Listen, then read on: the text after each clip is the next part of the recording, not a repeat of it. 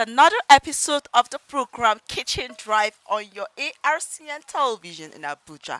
I am Hilda Homsen Francois, and today we're back to the northern part of Nigeria. That is, all those that say that okra is meant for them because they plant okra, they eat okra in any different ways.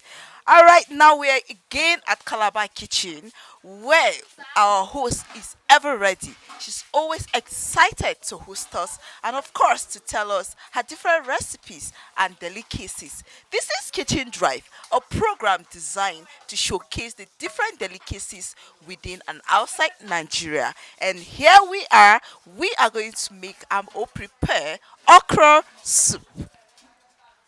Don't go anywhere. When we come back, we introduce our guests as usual and, of course, see the recipes and ingredients needed for this soup.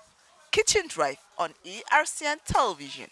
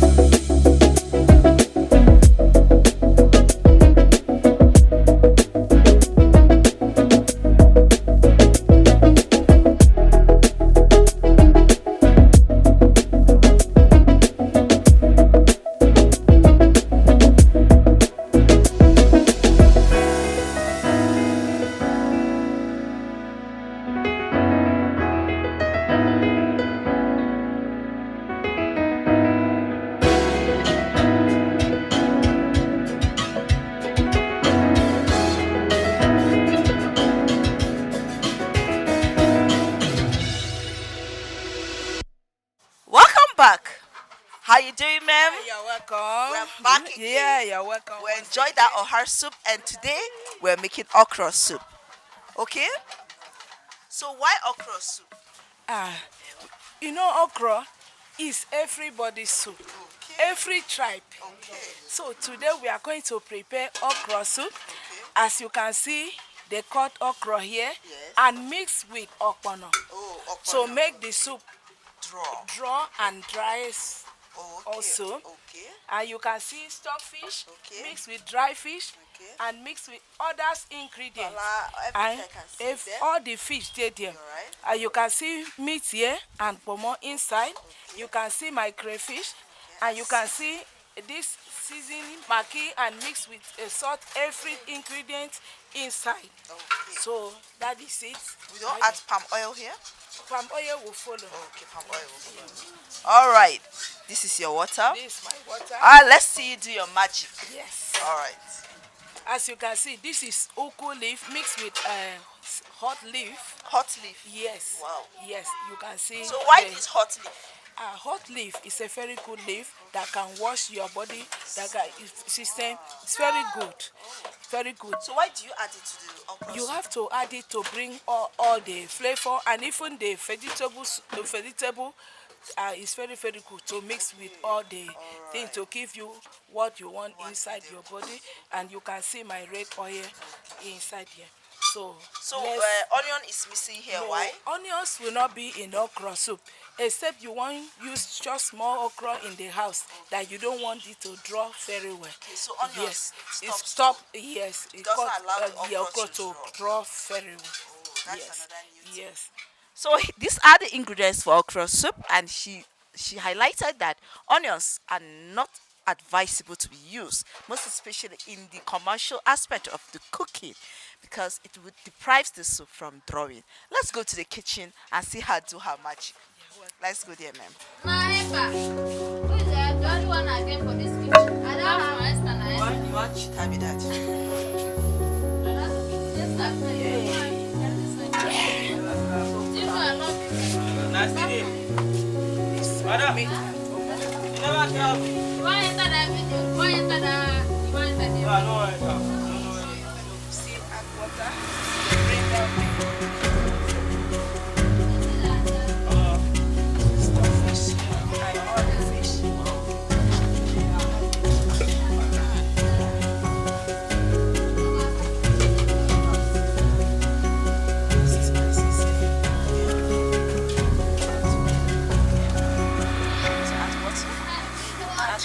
normal water for the soup. I will give you what you want.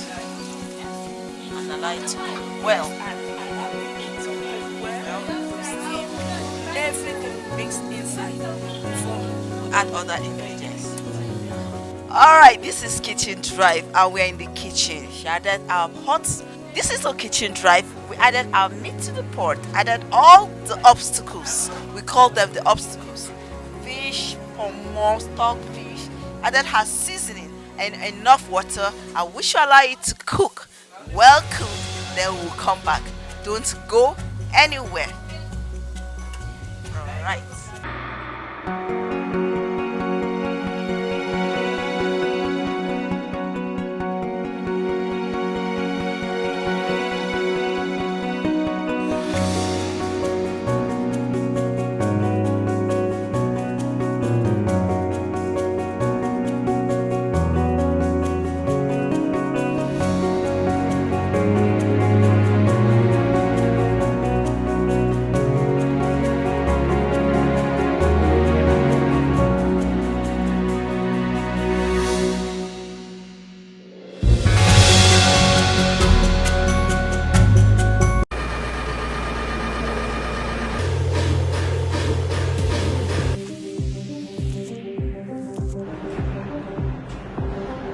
Would you eat synthetic meat?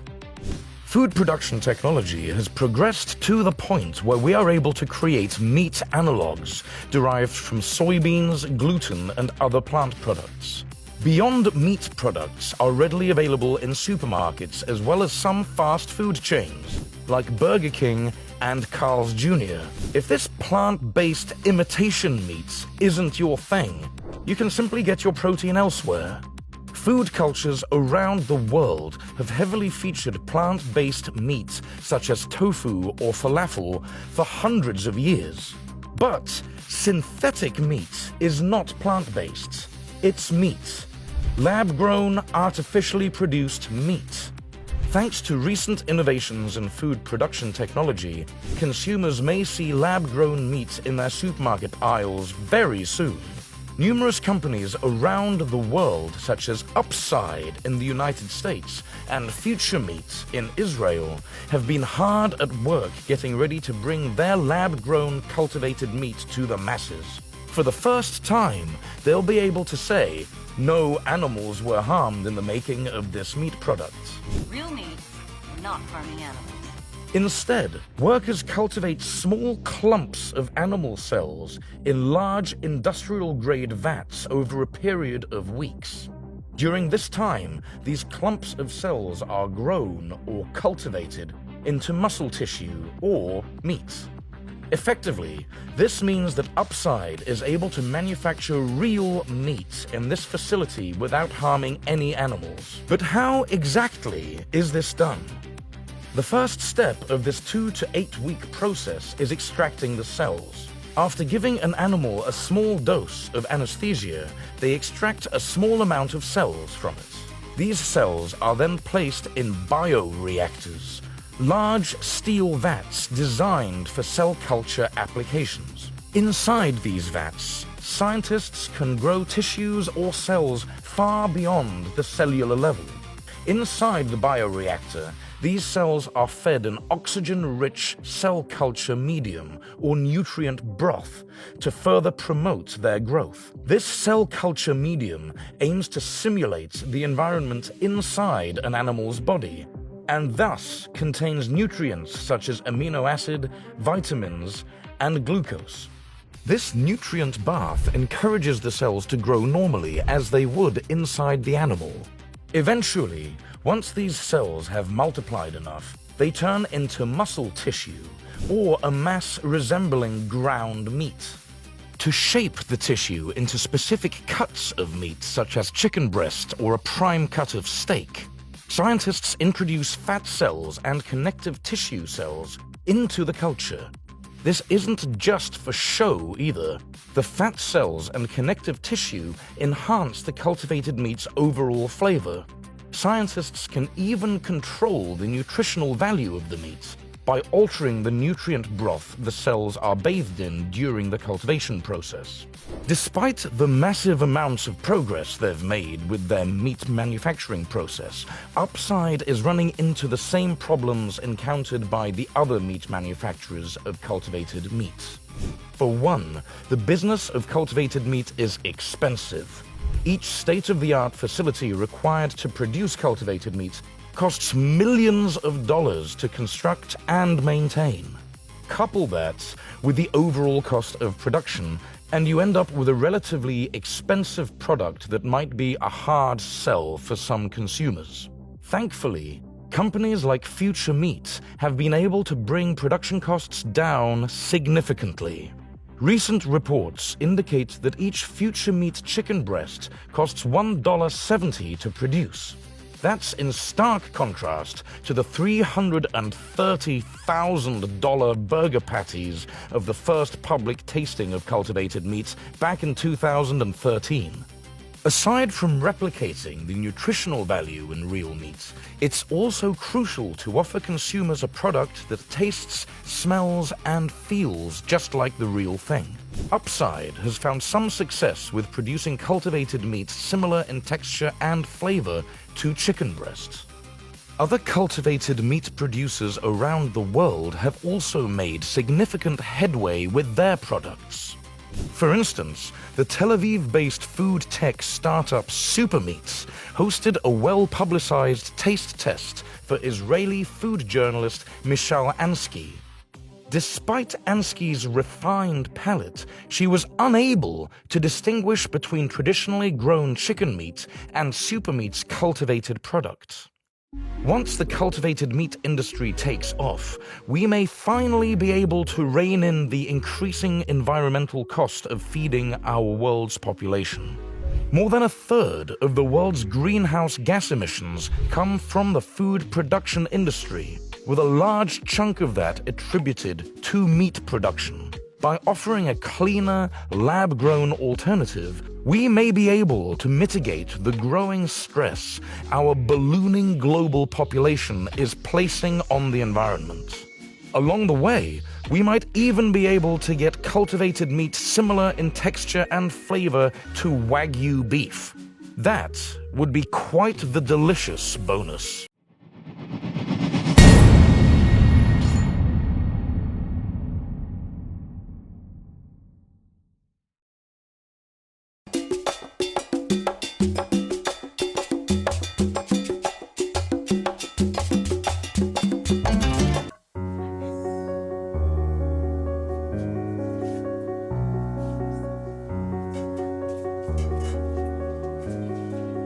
Back here, and from the look of it, woo, it's boiling and the aroma is coming out. So add our oil now. You add your oil.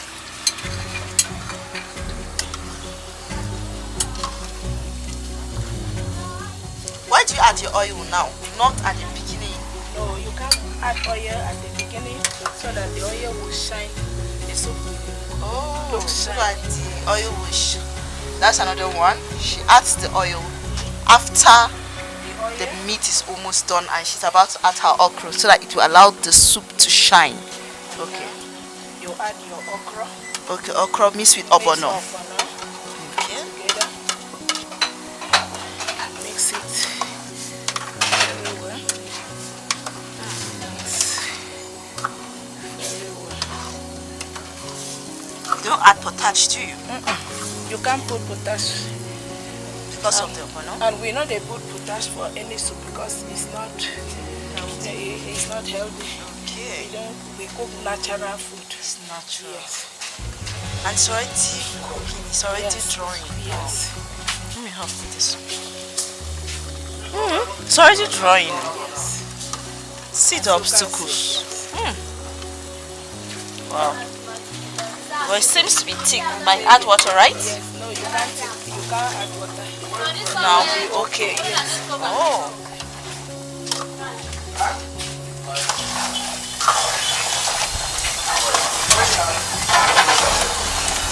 Yeah. Wow. So this is okra soup. We had our pot, added stockfish, ogbono, the meat, added water, added seasoning, and of course we did not add onion because it is more of commercial. She advised that it is better when you want to cook it in a small quantity, then you add your onion so as to allow it, that is those that do not want the soup to draw, but she wants it to draw. That's why she did not add onion. And then she added her seasoning, her salt, and we allowed it to cook. We now added palm oil after then, so as the soup, we added it when the water was boiling to enable the soup shine. And then we added the ogbono and okra. She said they don't add potash to any of their soups. They want it natural for more health, and for better taste of the food. We allow it to cook for like 2 to 3 minutes. Then of course we'll add other ingredients. Kitchen Drive on ARCN television. The Agricultural Research Council of Nigeria (ARCN) coordinates the activities of research institutes and is responsible for supervision, regulation, coordination of research activities and programs of higher institutions in Nigeria. And Professor Hamidu Shaributu, since assumption as Executive Secretary of ARCN in April 2020, has solidified the transformation of agriculture in Nigeria through strategic and meaningful execution of research findings for improvement of the agricultural sector.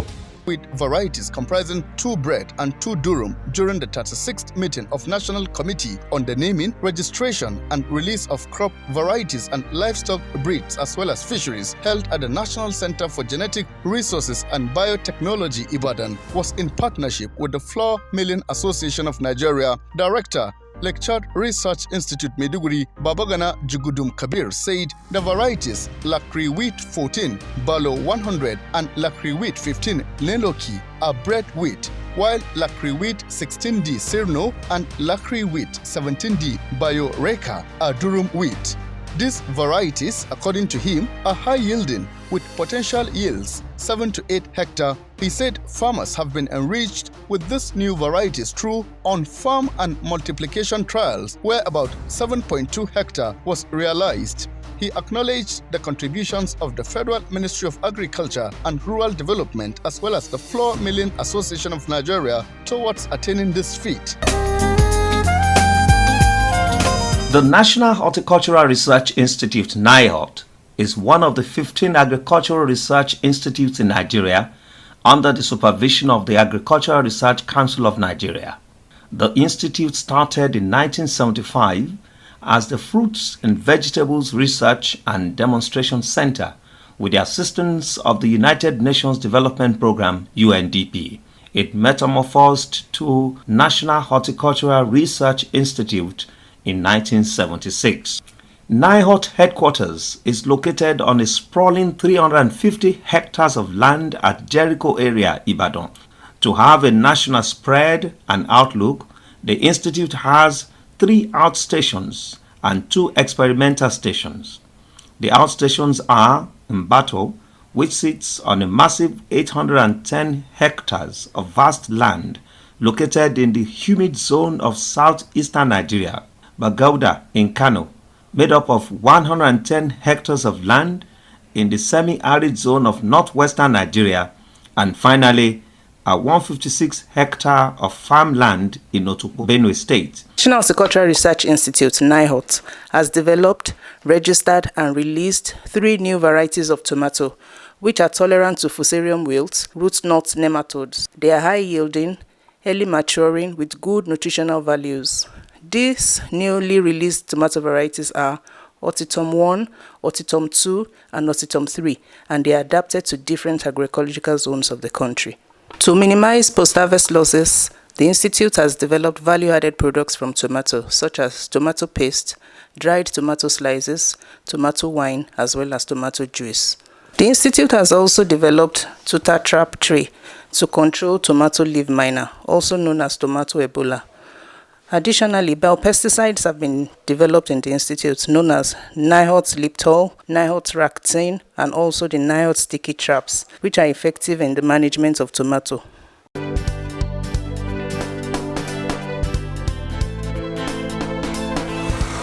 The Institute for Agricultural Research (IAR) is located in Samaru, Zaria in Kaduna State. It was established in 1922 as the research division of the Regional Ministry of Agriculture in the defunct Northern Nigeria region. The purpose at that time was to research into problems of agriculture and to provide solution, and to enhance productivity in agriculture in northern Nigeria, including agricultural mechanization to reduce difficulties of operations such as planting, application of fertilizers and herbicides, drying. It also includes the development of improved crop varieties which are being planted by farmers in northern Nigeria.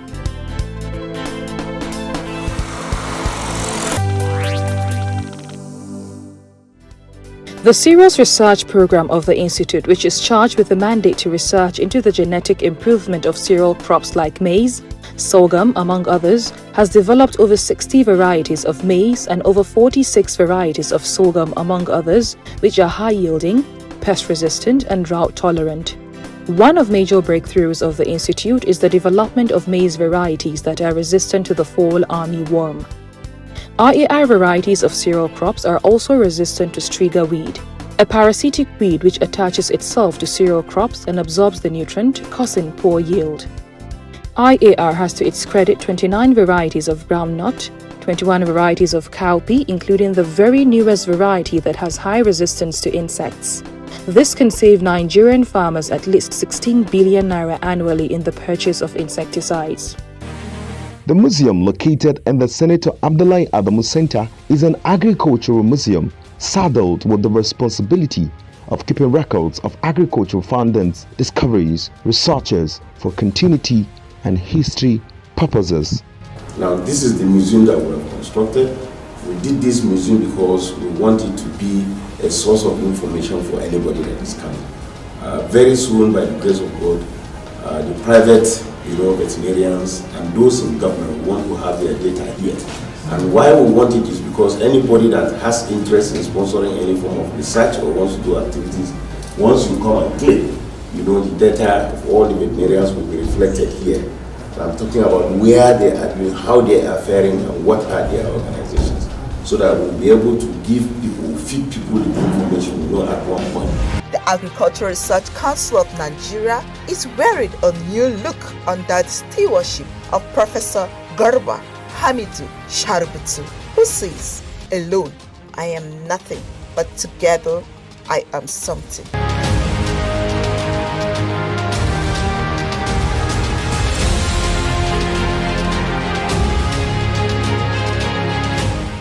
ARCN, promoting agriculture.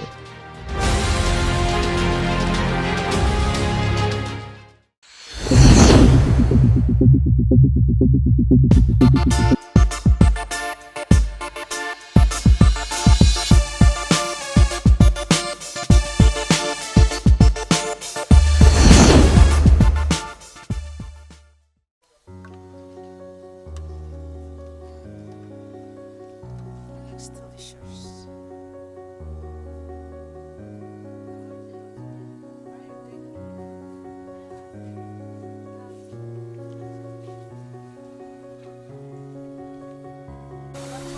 Alright, so we're going to add. And now we are adding our crayfish for flavor and real taste. Okay.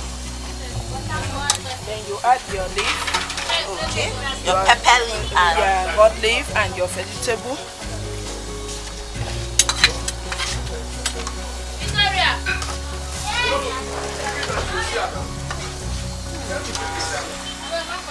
You can see the raw soup is ready. it's Fresh and natural. yummy, it's thick. The obstacles are really dancing in the soup. I tell you.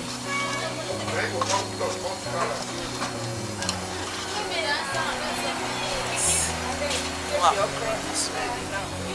You can see we have the okra. Green, yummy. The aroma is already taking me off. I'm already, hungry to have a taste of this. It's very simple to prepare. Her recipe is easy. You can do it and I tell you will enjoy it. It's fresh. is easy, very simple, and simplest soup. our soup is ready. This is kitchen dry, and we have our okra soup. Well done, ma'am. Yes. This soup is looking delicious. We'll go on a break. When we come back, as usual, I'm going to have a taste of this soup, and I'm going to testify to you.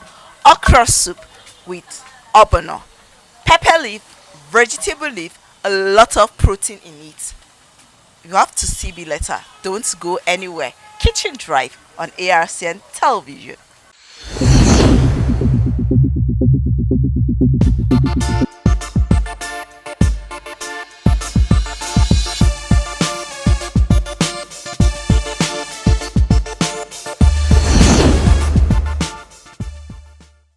Welcome back.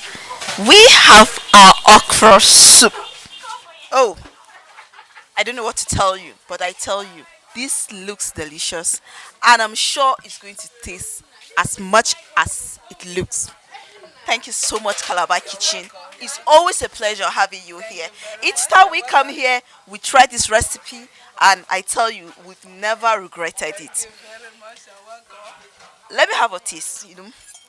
Okra soup can be eaten also by all ages. Everybody can have it. It's a very simple soup with all the obstacles in it.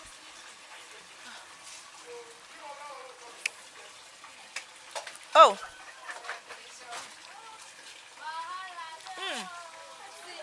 And that pepper leaf is coming out as is, yes. Let me let you go and rest, because if I continue, we will sleep here. This is Kitchen Drive, the only program that gives you the different recipes and styles of cooking. You can cook with little or no stress when you watch this program. Keep a date with us next time for another episode of the program. This is Kitchen Drive. I'm your girl, Hilda Homsen Francois. Urging you to watch more of our programs. Eat good food, live healthy, and be happy. Thank you so much, man. Thank you very much. This is nice.